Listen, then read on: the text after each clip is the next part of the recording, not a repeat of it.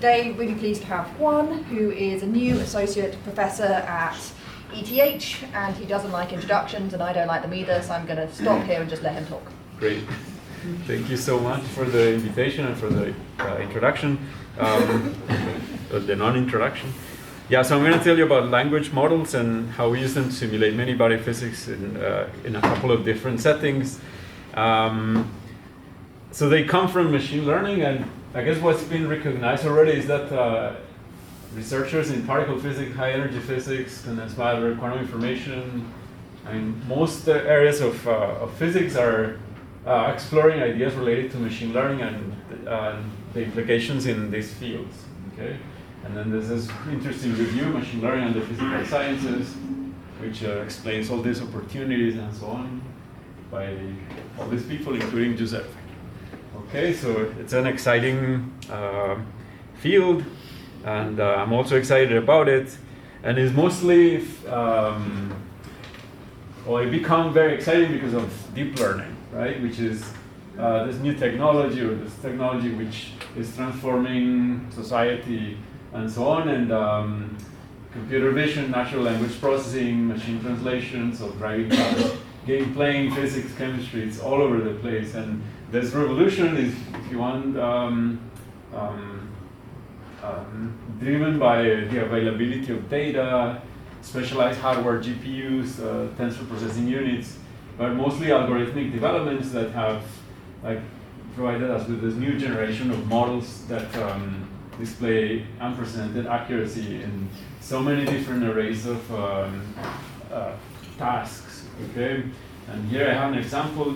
Diffusion models, they produce impressive results, and these models work like this. You prompt them, and then they plot, or they create a picture of what you ask them to do. And so this is prompting with create a adorable ferret, wizard, and so on. And so they're very powerful. So people say that art will change dramatically as a result, and so on. So very interesting and very powerful. But I'm more interested in natural language processing, which is a branch of computer science or linguistics and machine learning, where computers are given the ability to process text and spoken words similar to the way we do it. Okay, and it's used in machine translation. So that's what you use when you type something on Google Translate, speech recognition, sentiment analysis, summarization, and text-to-image generation, and so on, which is very popular these days. And you all heard of ChatGPT. ChatGPT can pass the bar exam and Wharton's MBA exams and so on. So it's not fun anymore, but still wanted to flash it. So people believe these models will have deep technological and educational and societal implications. So it's very interesting. And so these models work. They're based on neural networks, okay? And neural networks are powerful universal function approximators that can, in principle, represent any function. And in particular, in natural language processing, they model things like this. So probability of some output text condition on some input text. So that's what ChatGPT and Google Translate do. For instance, when you plug a sentence in Spanish, and then this models the probability of translation in English of that sentence, and so on. Okay, so this is roughly how they work. So this so-called encoder, where you type a prompt. Okay, I don't know, write a poem about a quantum state, and then it creates a high-dimensional vector representation of what this sentence is. Okay, and then you feed that sentence, or the representation of that sentence, into a decoder, which is probabilistic. And then you sample the decoder, this conditional probability, or you find the text with the highest probability, and then you select that as your poem or your translation, and so on. Okay, so it's a probabilistic model, and it has this type of structure. Okay, but here are some examples. So this is the so-called recurrent neural network. It's a bunch of nonlinear activations, but basically it follows the same structure, right? Like an encoder, where you feed word by word or letter by letter, and then you create this high-dimensional vector representation, and then you decode sequentially every word or every token or every letter in the sentence. Okay, this is a sequential process, and they were state-of-the-art until roughly 2017 for translation and for text generation and so on. And we use them these days for quantum problems, for quantum mechanics. Then there's also this transformer model, which follows the same structure, right? An encoder, a high-dimensional vector representation, and a decoder. And it's transformer architecture, and it was introduced in 2017. And this is, if you want, the architecture behind all this GPT technology. It's very powerful, and it has been used all over the place for all sorts of different things. And these models, right, like, are also the central ingredient behind some of the work that we've done, where we use representations like those, transformer RNNs, to learn about quantum states, and in general, yeah, that's what we do. So models borrow from natural language processing for modeling quantum states and so on. So we've done a bunch of things. So we've done reconstructions of quantum states in the sense of like quantum state tomography with this neural networks. We've done it with transformers. We've simulated quantum circuits with transformers. We've done recurrent neural network wave functions. We've done combinatorial optimization, error mitigation, but simulation of open system dynamics, and so on. So lots of opportunities and interesting questions we can try to address with these models. So I guess, so how do we use these models to represent physical states? That's what we do. So first we get rid of this encoder. So we usually do not prompt a model, although we could, but we don't. So we basically get rid of the encoder, and we set this high-dimensional vector to 0 or to a constant, and then we so in natural language you have a dictionary of words, word 1, word 2, word n, or tokens, fractions of words that are the inputs to the model.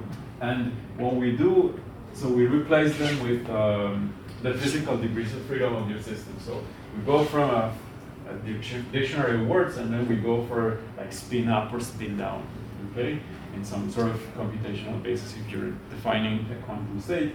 Or you can also replace them with, I don't know, the measurement outcomes of some measurement that you apply to the quantum state. So that's what we do, and we do two types of things.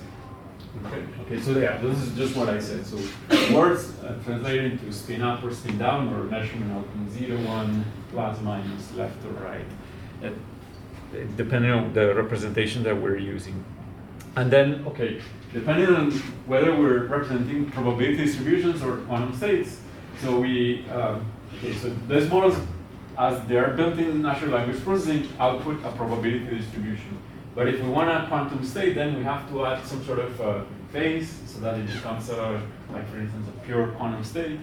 But we also use them as a probability distribution and use a probabilistic representation of the quantum state. So we have these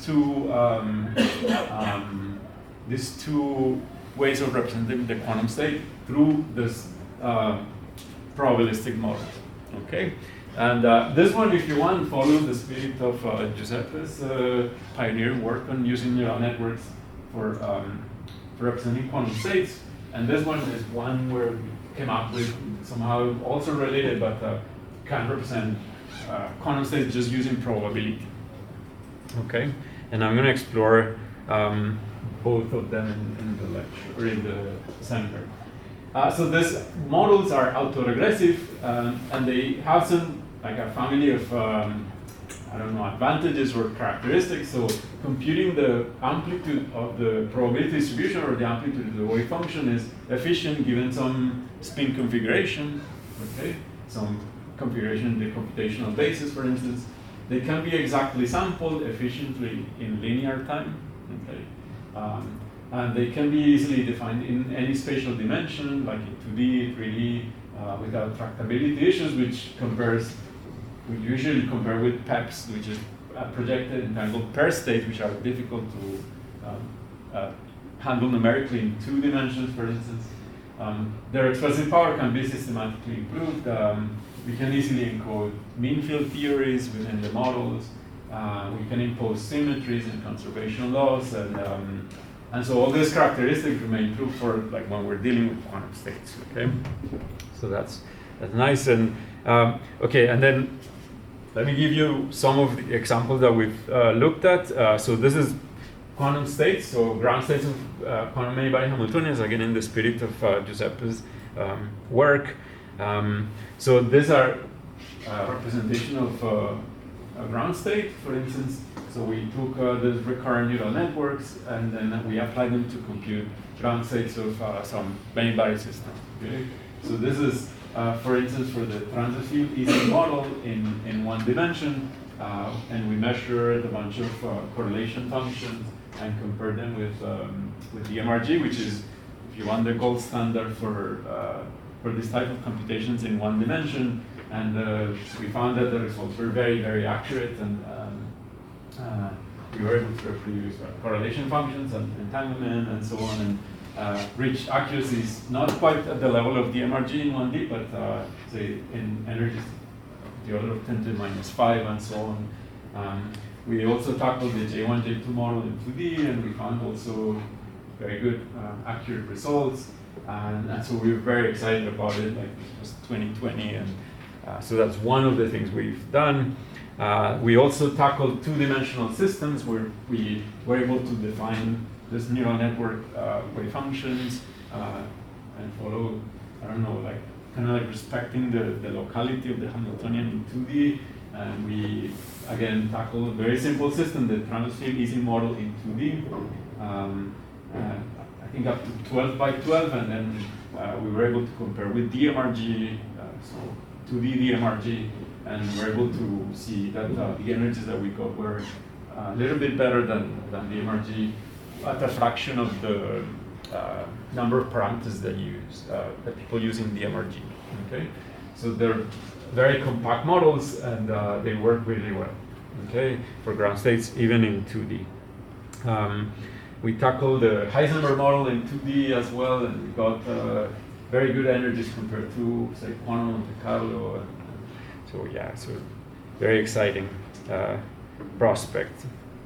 And more recently, we tackled topological order, because there are a bunch of experiments at Harvard and so on, like where they were able to prepare topologically ordered states using Rydberg atoms. And so we were thinking, can we describe topological order with those recurrent neural networks?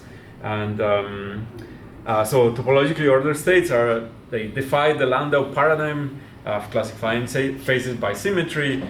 Instead, these phases are distinguished by more subtle topological properties. We say that these phases exhibit topological order. Okay? And so traditional order parameters do not exist for these phases, but they can be detected by means of other measurements like entanglement entropy. Okay? So then we wanted to understand, like, can these language models, can these RNNs reproduce this physics? And so we looked at the toric code, which is a 2-dimensional lattice model that was introduced by Alexei Kitaev as a toy model for quantum memory. Okay, and it's this Hamiltonian products over plaquettes of sigma z, and then products over the stars on the stars of the lattice. And so this model has topological order, meaning that the ground state depends on the topology of the lattice. And for instance, on the torus, there are 4 degenerate ground states. And so we wanted to look at this. So it's analytically solvable model, right? Like, so it's not hard to solve. This we took a look already a few years ago. We were able to write down the ground state in terms of convolution of the neural networks. Then wrote it in terms of restricted Boltzmann machines, and then Lei Wang and collaborators also in terms of restricted Boltzmann machines. We also have an analytical construction in terms of the recurrent neural network, but we have not written that out. But then we wanted to really see what's going on, right? Like so, and we do so through topological entanglement entropy. We check that the model does reproduce topological order by looking at the topological entanglement entropy. And that entropy is basically, we measure the Renyi entanglement entropy of some sort of bipartition. So we take the system and we divide it into A and B and compute this entropy, the entropy of that bipartition. Rho is the reduced density matrix. And then for a topologically ordered phase, such as the toric code, then this follows this law. So it has an area law piece and then gamma plus corrections. And gamma is this so-called topological entanglement entropy. And we use some sort of clever geometric construction to compute gamma. And for gamma, for the toric code, should be log 2, okay? Depending on the geometry, but at least in the geometries that we looked at, it should be log 2, which is this here. Okay, so we compute the entanglement entropy on this three regions. So Renyi entropy of A, of B, of C, and then A and B, AC, BC, and ABC. And then if you subtract all these entropies, then you are able to isolate gamma. And with the recurrent neural network, we're able to see that this reproduces the known result of log 2. Okay, so that was interesting, but expected because, well, the model is analytically solvable. And then we went and looked into this slightly more complicated model, which is bosons hopping on a Kagome lattice with this interaction potential defined on the hexagons, which is also known to host like a Z2 topological spin liquid. And we wanted to see if the RNN would capture also this phase, which is more non-trivial. The model is not analytically solvable. And so we went ahead and did the recurrent neural network thing on this lattice, and then as a function of this interaction V in the Hamiltonian, we were able to observe the transition, or the fact that this gamma, the topological entropy, goes to log 2, okay, as a function of the interaction V, which tells us, okay, that's at least in an interactive model that's not analytically solvable, the RNN can reproduce this physics. Okay. Yeah. So what is your local Hilbert space representation here now with bosons? So these are hardcore bosons.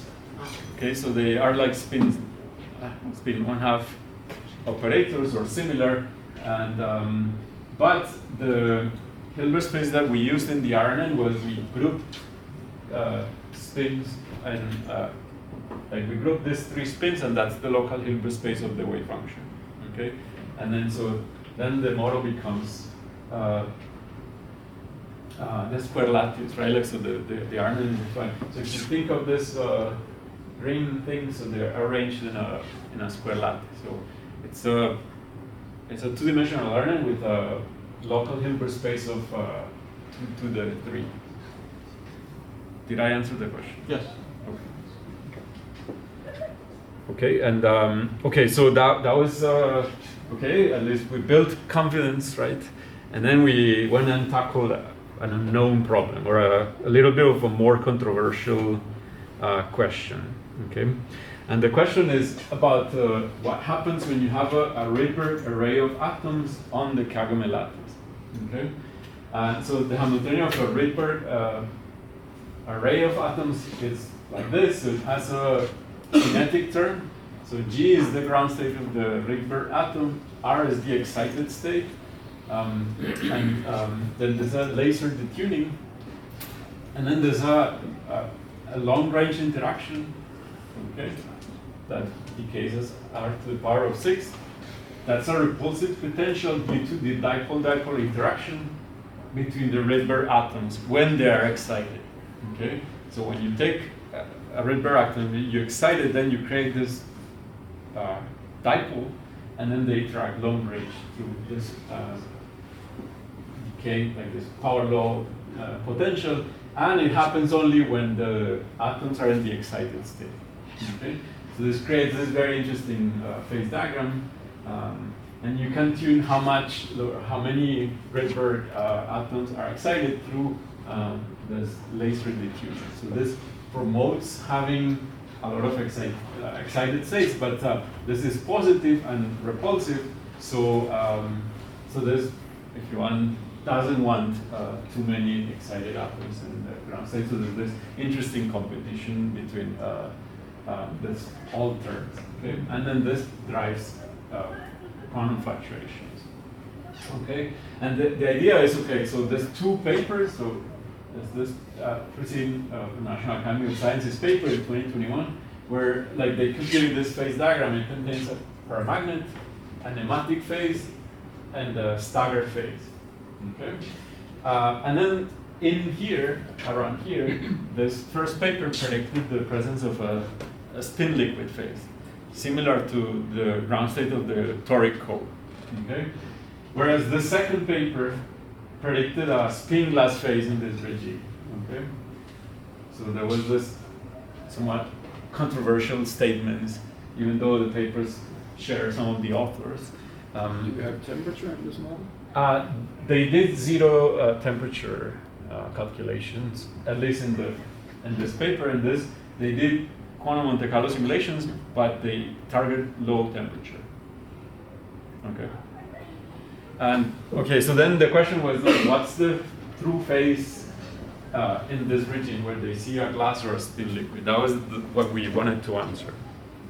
Okay, and so we went ahead and did the calculation with the RNN, and we did also more quantum Monte Carlo simulations, and we took again the same architecture, a two-dimensional recurrent neural network with this breakup of the Hilbert space, and try to compute what's going on with in this specific regime.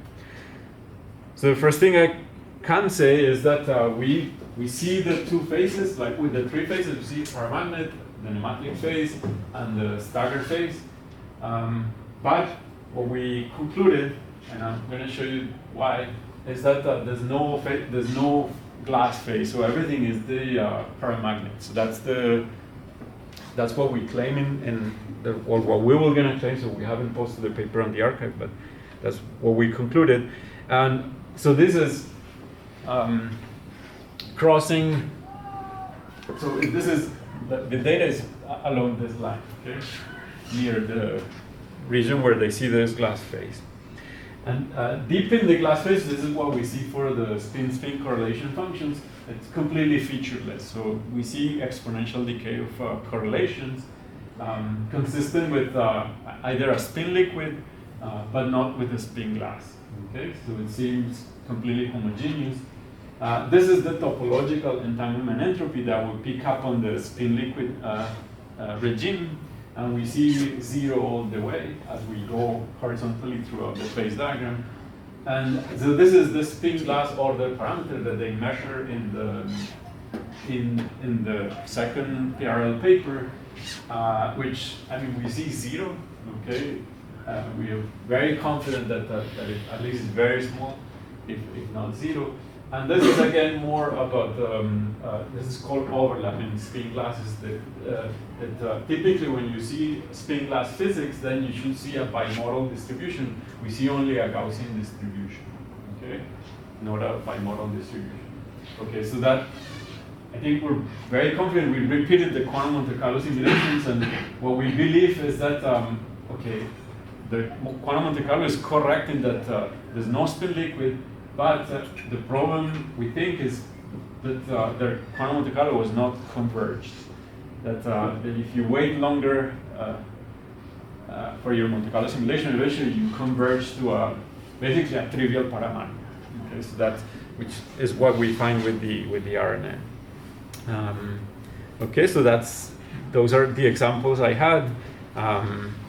And then let me go into a different set of examples. So this follow the spirit of let's represent the ground state, or like the quantum state, a pure state in terms of a neural network, and then optimize for the ground state. But then we had other representations which are based on measurements, okay? And the measurements that we consider are called positive operator value measures, or POVMs. They're operators that are positive semi-definite, that they sum up to the identity, okay? And they describe basically experimental measurements, okay? And then there's Born rule, which connects quantum theory and experiment, where you can compute the probability of some outcome A through I don't know, a quantum state and the description of the measurement, and this gives you a probability distribution, okay, PA. So then we said, okay, what if you use information incomplete measurements? So if we do that, then one meaning is that the measurement statistics PA contains all the information about the quantum state rho, okay? And if that's true, then the relationship between, or the relation between rho and P can be inverted, right? So the idea is the Born rule applies to any operator or any measurement operator, but if you have informational completeness, you can go the opposite direction. Here we go from rho to P, but if you have information completeness, you can go from P to rho, okay? This is kind of like the basis for quantum state tomography, okay? And this is how the inverse of the Born rule looks like. So it's a rho in terms of the probability distribution and some tensors that depend on how you measure the quantum state. Okay, where this is T is the overlap of like the measurement outcome at different outcomes. So you can think of this as a factorization of the quantum state in terms of a distribution and a bunch of tensors. And yeah, people use this for tomography, for real-time dynamics. We can use it, we can track the dynamics of P instead of rho. You can define measurements, you can do all sorts of things. This is, if you want, studying P is the same as studying rho. That's basically what we're saying here. And also, okay, so let me tell you more. So what we've done, or what we came up with, was, okay, now we have these relations, right, like P and rho, or the inverse. So what we did was instead, we would model the probability distribution and then attach this tensors to model the quantum state, okay?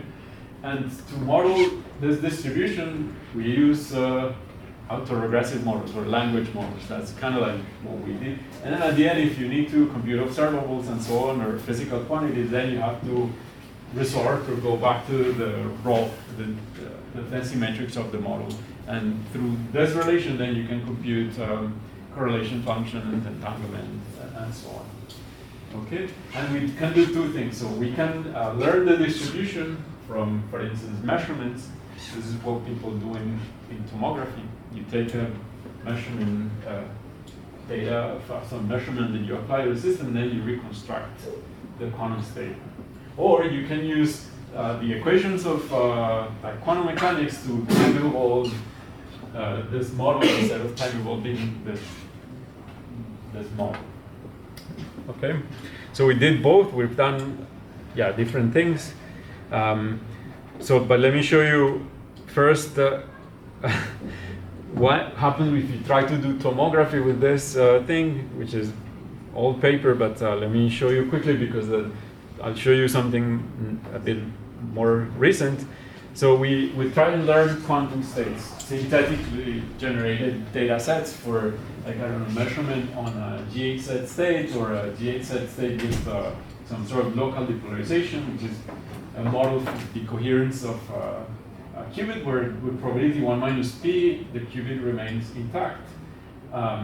Or if probability p, an error occurs, and this error can be x, y, or z. Okay? So can we learn this distributions, or this quantum states? And the answer is yes. Like we learn this probability distributions really accurately, and then we can compute all sorts of things related to the model that we reconstructed. So this we did for up to 80 qubits with some local depolarization and so on. with high. So this is not quantum fidelity; it's the classical fidelity of the probability distribution. So they're not necessarily. This does not necessarily imply high quantum fidelity, but at least from the perspective of is the distribution that I reconstructed similar or close to the probability distribution that I measured, then like this is true. Okay, and we were able to go to pretty significantly large systems than what you can do with traditional quantum state tomography.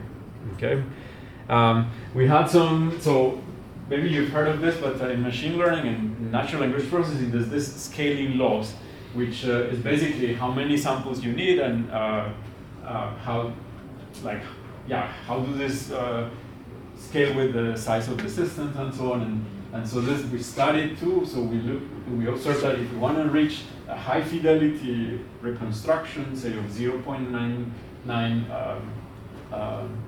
classical fidelity, then the scaling of the number of samples that you need to reach that fidelity is linear with the size of the system, meaning that we can have a decent reconstruction with not too many samples. And we investigated many different measurements. So we investigated the Pauli measurements, which is one of these randomized measurements that are popular these days, but also tetrahedral POVMs, which are also not broadly used, but useful. We also look at it experimentally with one of these IBM machines, and we were able to reconstruct this state fairly accurately and so on. It seems to work, but okay, here's the fun part. Okay, not yet the fun part, but also we were able to reconstruct ground states of, say, many body Hamiltonian. So this is the transit field Ising model at the critical point, where we were able to reconstruct correlation functions very accurately. So this is expectation value of sigma x as a function of the site, and spin-spin correlation along the z direction. So that's the transit field Ising model, and then this is the Heisenberg model on this triangular line. Okay, so far so good, and this is the fun part. I think it's that that there is a connection. So at the time when we did this, there was no classical shadow yet. So, but there is a connection. So, and the connection is the following. So, the data sets that we collected to train these models eventually were analyzed. Okay, and they were baptized a classical shadow. Okay, and the conclusion one of the conclusions of this very powerful paper is that many properties of a quantum state can be accurately and efficiently predicted with rigorous performance guarantees. Okay, to the point where, like, okay, everything that we measured in our paper can be measured directly from the data set, and there's no need to train any machine learning model. Okay, and that's a first statement. It's just a little bit depressing for us, or it was a little bit depressing for us, because yes, like this is the DMRG, so this is exactly the states that we looked in our paper, and this is our reconstruction, but this is also the shadow data. So why do you need then these reconstructions? I think it's a fair question. But then we kept thinking, so are there any implications or applications of having a machine learning model learn this data? Okay, and that's what I want to quickly discuss in the last few minutes. Okay, so can we use these models at all, right? Like beyond what you can get out of the data already. Okay, and so this is what we came up with. So because we want to, I don't know, make progress, right? We'd like these models to be useful. Okay, and so we asked the question. Okay, we're gonna look at the entropy of the measurement output. So there's this, when you go to the lab and so on, you measure the quantum state, you choose the operators and so on, and then you see a bunch of bit strings and fluctuations, right? And this distribution will have an entropy. Okay, and the question we ask is, does the entropy of the measurement or the entropy of the classical shadow contain information about the physical system?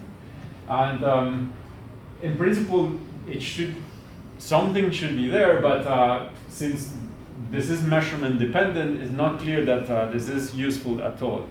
And then the other question is, well, maybe it is useful, but can you estimate it, right? Like, and I guess these are, like, I'm going to give you a couple of answers, right? Like that's kind of like work in progress, but Shannon's source coding theorem suggests that we can use compression, for instance, to try and estimate this entropy, right? Like, and so Shannon's source coding theorem relates the entropy of the distribution or the entropy of the measurement to a compression algorithm, right? Like, so this is the average size of the code word. D is the encoding function. So you get some measurement outcome, you pass it through an encoding function, and the length of the code word that you use on average is larger than the entropy. Okay? And lossless compression, like zip algorithm and many other algorithms, try to saturate this bound. Okay? So basically, when you compress, you can only compress down up to the entropy. Okay, so meaning that the entropy of the data will limit the size of the file that you use if you compress this. Okay, and so first attempt at estimating the entropy can be done through a zip algorithm, for instance. So that's what we did. So we looked at the transverse field easy model. So it has two phases, a magnetically ordered state and a symmetry broken state, and then a critical point, a gamma equals 1. And what we do, or one of the things we did was take a measurement, a local poly measurement or classical shadow, and then put that on a file. Okay, you take 10,000 measurements or like however many you need, and then you vary the transverse field, and you keep doing this through the phase diagram of the system. And then you end up with, I don't know, 20 files, which have, I don't know, 10 megabytes each. And then you compress the files, okay? And this is what you see, right? Like, so this is the file of the system, the file size divided by the system size as a function of the transverse field. And what you see is that at low transverse field, you have a small size of the file, and at large, you get, again, small file size, and again, a large peak, which happens coincidentally, or not so coincidentally, through, like, near the critical point. Okay? Yep. But the contrast on the vertical axis is not that large, no? It goes from 3.9 to 4.1. It's not that large, exactly. But this is a problem of the zip algorithm. Okay? Anyway? So it was, you wrote it in ASCII or what? Yeah, I wrote an ASCII file, a text file, and then I compressed it. The fully ordered state is a whole bunch of zeros that should compress it. So we use randomized measurements. So we use let me write it here. So, okay. So you're measuring. So you're using a random measurement. Yes, we use randomized measurement. Exactly. So it's not. So you're not compressing a file full of zeros. No. Exactly. But nevertheless, you still see some because so what we do, the type of measurement that we looked at is you select at random which bases you're going to measure in every qubit, and then of course if you land on the Z, then this will give you only and this will lower the entropy and lower the file size, right? And the same is true in the other region where the state is all plus. And then sometimes you measure along the x direction and you get only plus or 1. So in some of the qubits. And that's why you see the peak. Right? Okay. Okay, so zip compression, the problem is it doesn't quite tell you where the critical point is and so on, and it's very rough. And then if you keep increasing the size of the system, then this eventually becomes very flat, as you were saying. Okay. So that was bad. But then we looked at the Shannon entropy, actual Shannon entropy, and it's just way clear at this point that so this is Shannon entropy divided by the size of the system, and then you get a peak much clearer peak, if you want, on the critical point. So again, Shannon entropy witnesses the presence of a critical point, if you want. That's part of the story. But the most interesting aspect, if you want, is, okay, it has a peak, so you can detect the phase transition, but we all know where the phase transition is. But is there more information, right? Then we focused at the critical point, and we studied the mutual information of the measurement entropy. And so it gets more fun. So this is the mutual information as we divide the system into two, and one of the small L is one side of the bipartition of the Ising model. And we tried different measurements. So we tried the Pauli randomized measurement, or this tetrahedral QVM, and many different system sizes. This is through simulation with the matrix product states. Okay? And what we found is that this follows a formula that's very interesting. Is A log of A sine of pi of L divided by, or small l divided by L. Okay? And this is a formula that comes from studying conformal field theory, in particular the entanglement entropy of conformal field theory by Pasquale Calabrese and John Carty in 2004. And then you have some coefficients A and B that are unknown, but what we found is that they are 0.12 or near 0.125. Okay? In both measurements, so Pauli 6 and tetrahedral POVM. Yes. Is it expected that the B coefficient is different in the two cases? It's supposed to be non-universal. Non-universal. Okay. Mm-hmm. Okay. Exactly. And this is with open periodic boundary conditions. And then we did also open boundary conditions, and then it's half of the. So this coefficient A is half of the of what we saw in the periodic boundary conditions. And then okay, the idea or the conjecture, it comes in relation to this physical review paper, where they conjecture that measurements in the computational basis for some of the entanglement for some of the measurement entropies in the computational basis. So this should be C divided by A and C divided by B. Okay, and I guess what we're seeing is an extension of the conjecture in this PRB paper, where classical shadow entropy at a critical point contains information about the universal properties, like the central charge of the CFT. Okay, that's the story. Okay, that or the conjecture that. And we don't know how to prove it yet. Apparently, so we read this in detail. Even for the computational basis, it's very difficult to prove analytically that this entropies, even in the computational basis or randomized measurements, contain this information. Okay, but the numerics is suggestive, if you want.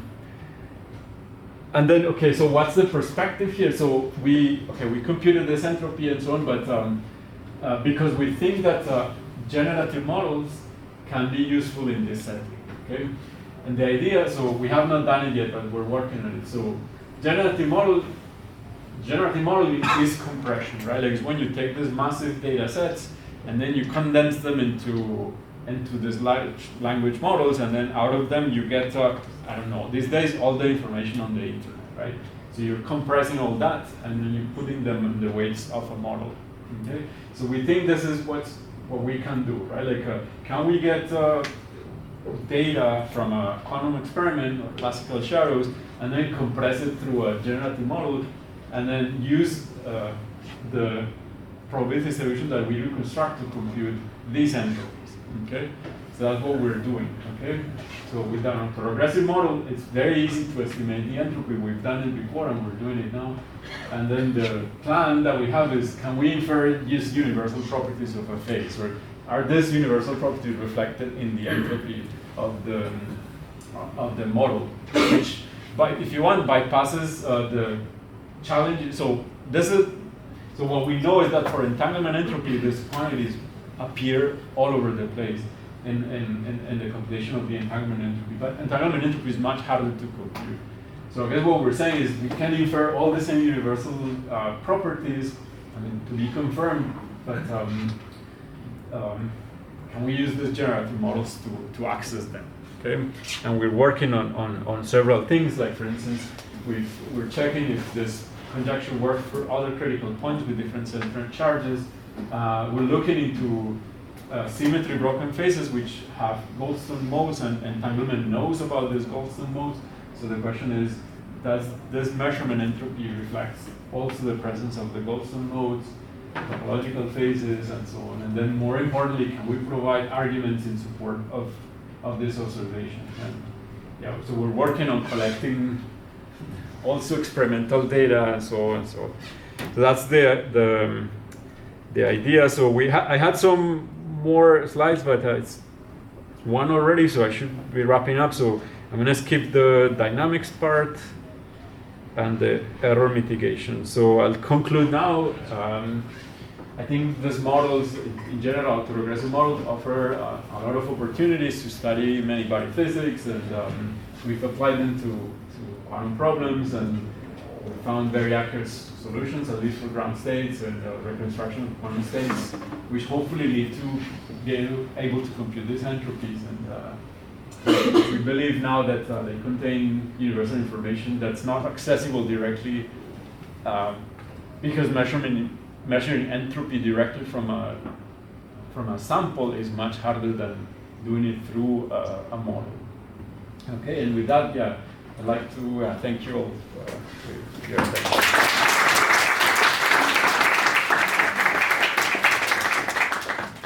Thanks for the great talk. Do people have questions? Yes. I have two questions. So thank you very much for this beautiful overview of your stuff. The first question is, if I'm not mistaken, there is consensus that one of the ways in which the computational complexity and hardness of quantum mechanics emerges is through the mixing times in Markov chain Monte Carlo, for when you do quantum Monte Carlo. Mm-hmm. Now you use autoregressive models, which per definition, if I'm mistaken, have zero mixing time, right? So this seems an apparent contradiction. Is perhaps the explanation that their representative power is not very good? And this is my first question. My second question, which probably has some connection to the first, concerns the POBM representation. Mm-hmm. We know that this probability representation is redundant, so not all the probability simplex represents physical states. Yeah. Otherwise, we would have solved quantum mechanics, because positive probability can be sampled with Monte Carlo. Mm-hmm. Have you encountered these difficulties in practice when computing? So when you compute ground states, for example, how often it happens that this thing goes to a non-physical state? Yeah. So I have thoughts about all the two things. So I like this question very much. So okay, the first one is about the autoregressive part and the fact that we can sample them. So it's true that we can sample them exactly, but the question is, can we push them toward where you want, right? Like, for instance, we tried targeting Boltzmann distribution of a spin glass system, right? And so in principle, you would say, okay, if you go and try and target that problem, it has to break at some point, right? And the way it breaks is it starts dropping the modes of the distribution. So the Boltzmann distribution of a spin glass has a bunch of regions where you have high probability, and then if you target that distribution, then you start dropping, ignoring modes, and suddenly you avoid a collapse of computational complexity, because you cannot basically train this model to approximate this accurately, and so in the end you cannot exploit the fact that you can sample it exactly, right? So one thing though is that empirically you don't know which one is better, right? Like, so if you target the Boltzmann distribution with Markov chains, you will go somewhere that will make the Markov chain break down, right? And if you do it with the RNN or with the generative model, it will break down because it will drop some of the modes. but it doesn't tell you which one will be better or not. And what we found is we found examples where the RNN works better, okay, for combinatorial optimization. That doesn't mean that you're sampling the distribution correctly and so on. It just tells you that there's a little practical advantage in that case, okay? So it breaks down, okay, as expected. And then the other question is very interesting. So it's true that when you have these probabilistic representations, you do not have a valid quantum state for every point in the simplex, right? And we found that in many situations, right? Like for instance, we try to simulate quantum circuits without noise, then you're at the edge of the valid set of states, and then you quickly go outside. And then if you compute the if on a small system you compute the eigenvalues of the density matrix corresponding to that distribution, then they come negative. So that's totally okay, and that happens all the time.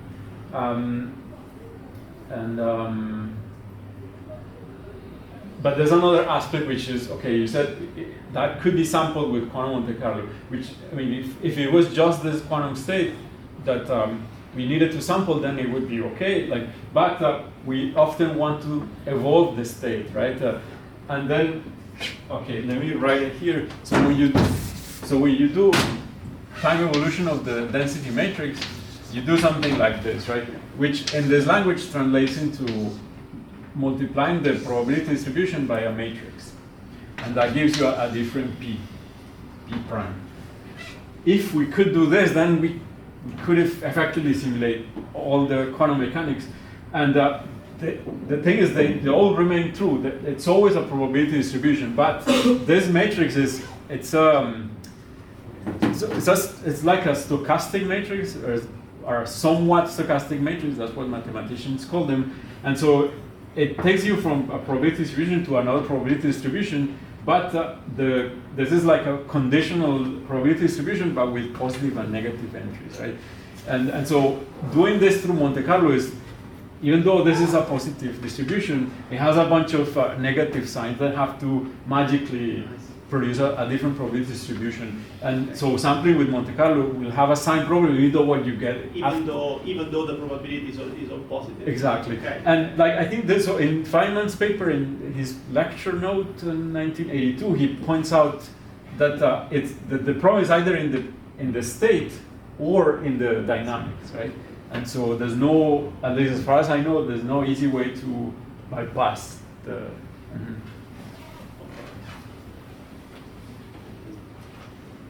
I think Andreas will. You in charge. I mean, I don't care. Let's let young people go first. You mentioned that it goes outside the physical regime. Have you tried, or has anybody, are you aware of trying to constrain it on the inside? Like, can you put some constraints into your objective so that it does not violate? Yes, so we've tried. States. For mixed, or even for the fact that not becoming non-physical, can you put a constraint in your dynamics? Yes, we've tried that, and the problem is every time I come up with a new regularization, computing it becomes exponentially hard. So that is where that's. But that's a theorem, I think, that computing the boundary of physical states is exponentially hard. It's QMA complete. Exactly. It's QMA complete. Yeah. That's, And the question regarding the nice results on the conformal theory part. So how many samples do you actually need, or I mean here it's apparent that actually, like, for a given point on the curve there is some noise, but how many samples are these so that you get this quality, and how much more samples would you need in order to bring the statistical error further down? Yeah, this is about 50,000 samples from for each point. It's not too bad because we're at 200 sites, right? So it's not a crazy number, but this is von Neumann, Shannon entropy. But for Renyi entropies, it's crazy. So we can only do Shannon. Yeah. But a 50,000 sample, it also depends on the platform, whether that's like a small or a large number. No? Yeah, it depends on the platform. Exactly. For superconductive QS, maybe not too bad, but for Rydberg, forget it. But this is MPS simulation. No, so. no, that's fine. Thanks.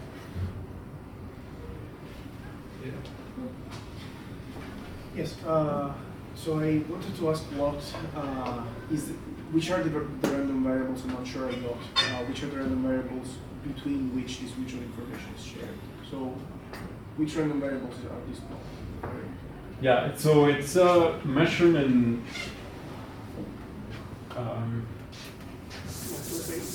There is an eraser in between Oh, the yes. two columns. Or maybe. Yeah.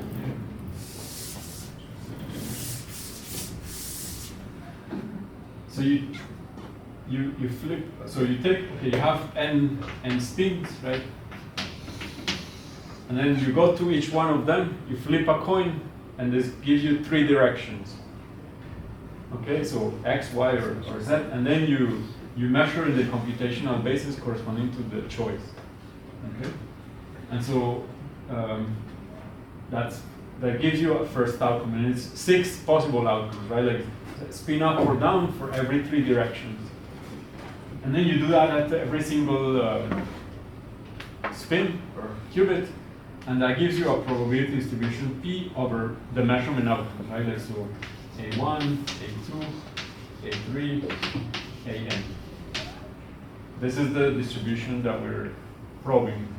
And then we measure the mutual information of this distribution when we split the system into one that has size small l and the other L minus L. So that would be, for example, between P A1, A2, A3, A4, and so on, and PA5 is Exactly. So, is it possible that, and this of course is totally speculative, but is it possible that dynamics can be simulated with a reduced set of probabilities Which dynamics? of the row of the density of states? So, since there is mutual information, maybe one variable, one of the A's, for example, one of the states can be represented entirely by the other states. I'm not sure. I don't know the answer.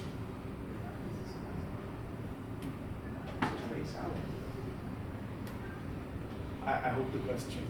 I'm not sure I understood the question either. Let's do that one over pizza in a bit. We can chat, yeah, exactly. One final quick question? Sure, quickly. Exactly on this data, so now you do it right now, I guess, with a very good MPS to get your original data. What happens if I have a bad MPS? I'm slightly off, and I cannot get the central charge from the entropy. Or what would be your results using the local? What would be what?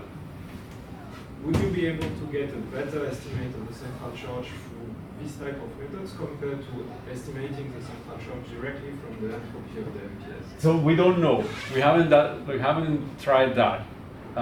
That's a good question, but I don't know the answer.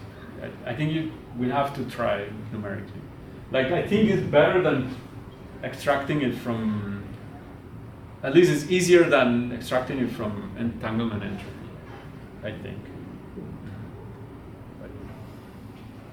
Okay. For the sake of pizza not getting too cold, let's do the remaining Great. questions. Thank you. One by one.